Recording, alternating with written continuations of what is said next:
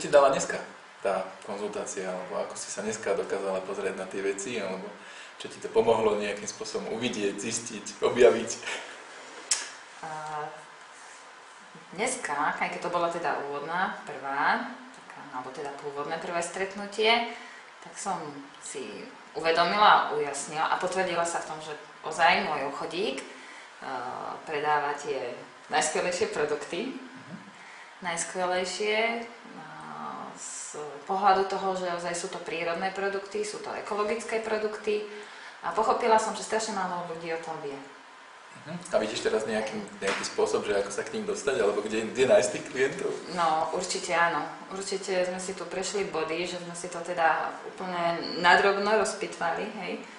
Ako nájsť, ako sa na to pozrieť a určite mi to dáva ani povedať. Veľmi zoširoka som sa na to pozerala, hej.